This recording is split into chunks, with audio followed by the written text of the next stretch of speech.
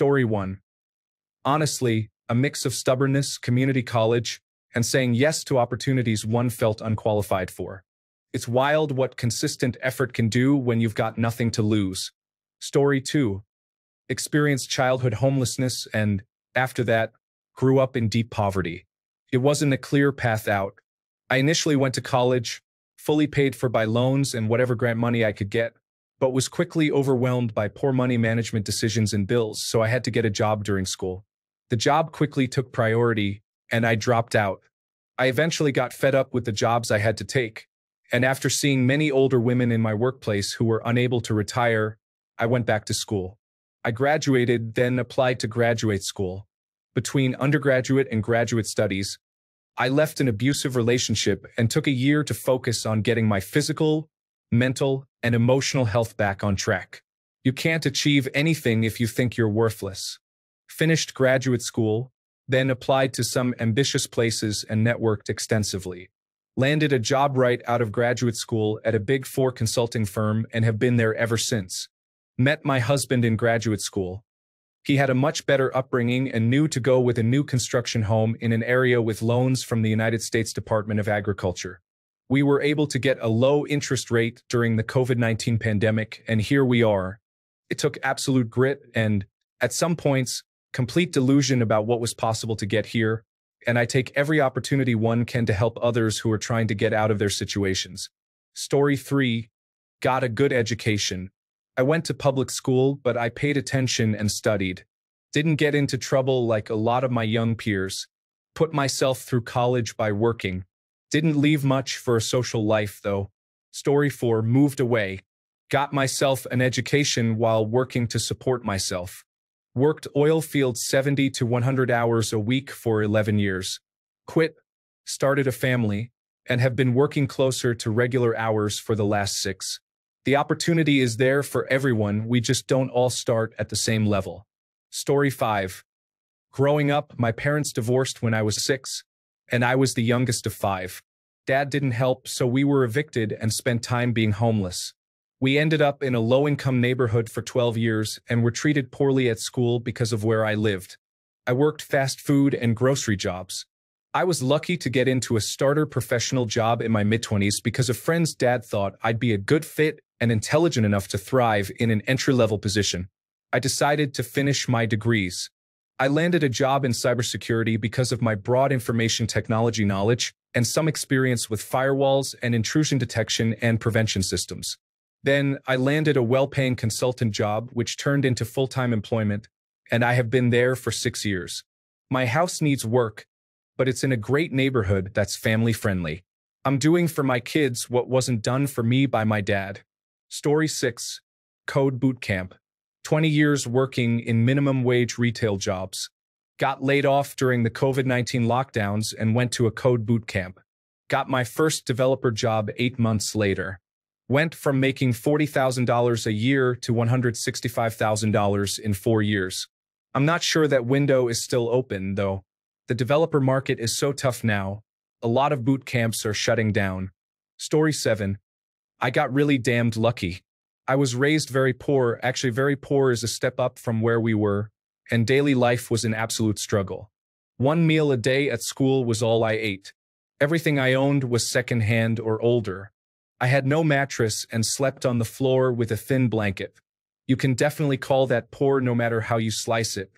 I got lucky by an improbable series of events that took place, and if I hadn't lived it, I'm sure I'd have a hard time believing it. My luck started in 7th grade when I was introduced to the audiovisual archives at the library by a librarian. That led to me falling in love with opera. My freshman English teacher wanted me to come out of my shell a bit and offered a lot of extra credit to participate in the talent show she organized for the school. I think she expected me to read one of my poems, but I ended up performing a ribald version of I've Got a Little List from The Mikado. The choir teacher saw my performance and encouraged me to audition for choir. I eventually relented and went into the audition with the intent to do poorly so he'd stop asking me. I still surpassed his expectations. He had an idea that if I was given proper guidance and support for my voice, I could actually become a professional. He invited a friend to watch some of our rehearsals to make sure he wasn't mistaken. The friend needed less than one audition to approach me with an offer. He was a professional tenor with a local opera company, and he wanted to mentor me. More than that, he wanted to sponsor me for an internship and understudy training program the company had as a talent development program. I eventually accepted. Due to oddities in state law, I couldn't legally be an employee until I was 16, but I had to have some minor compensation to be covered by the insurance policy they had. I got listed as a compensated volunteer for the first 5 months of work. I was paid in tickets for shows that I turned around and sold to the box office for face value every week. I was pretty happy with $300 a week considering where I came from. The company's board, on the other hand, was less than enthusiastic about having to curtail my pay below their minimum wage. They wanted to get me on the payroll as quickly as possible, so they threw me my first birthday party at 16. I signed my employment agreement at 12:01 a.m. on my 16th birthday. Once I'd signed the agreement, the chief financial officer slipped me an envelope with all of my back pay, the difference between their minimum wage and my compensation I should have received over the last 19 weeks. Minimum wage was $2,760 a week by company policy. That was an enormous windfall that I had trouble accepting. I did go crazy briefly with my spending, but I found it hollow, so I talked with my mentor about how to put the money to work for me. After a few other ideas, he mentioned day trading. I'd never heard of it, and he explained it to me. Before jumping in head first, I simulated investments by checking the increase and decrease in value over a few weeks. I had a knack for predicting market fluctuations pretty accurately. I ran into a big problem. I couldn't open a day trading account due to my age. My mentor stepped in and opened one for me. I ended up investing extra money into day trading. By the time I was 18, I had enough to meaningfully invest in an index mutual fund. Those revenue streams built the basis for my income. All of this is pure, unadulterated luck. Story 8. I grew up living in projects, and for 1 year, probably my best year, in a trailer park. I'm talking about not having money for anything. I ended up getting a full ride to a good university in my city, but ultimately failed and dropped out. I take public transportation to school and work cash jobs doing demolition and cleaning office buildings with my grandparents. Anyways, I failed and eventually switched majors. I was doing okay, but then got my wife pregnant, dropped out, and got a commercial driver's license. I drove for about 2 years before starting my own trucking business. I have been doing this now almost 8 years. My house is paid off, I own a couple of cars, I own 25 commercial trucks and various tools, trailers, parts, and a company truck. The main thing is being consistent and choosing more or less a path. I left school to truck, learned what I could, and made sure that I showed up every day and gave it my best. Not for the company, but for myself. To earn and learn everything I could on my own, and then attempt my own business. Lots of ups and downs, good years and bad years. Make a plan or rough draft, learn what you can, and don't be afraid to take a little risk or opportunity. If you work at the same level as everyone else, you'll more or less be the same as everyone else. Story 9. Speaking for my spouse, she worked extremely hard, harder than any person I've ever met. That happens when you are raised on a farm. She deserves every penny. Story 10. Before the pandemic, cryptocurrency investments completely changed my life. Thankfully, a friend advised me to cash out and move on right before the bubble burst. I do not own any cryptocurrency now. Story 11. Starting my own company while I was in university.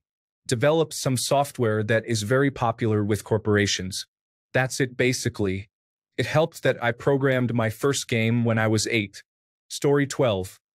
I went to college and chose information technology as my major since I enjoyed working with computers.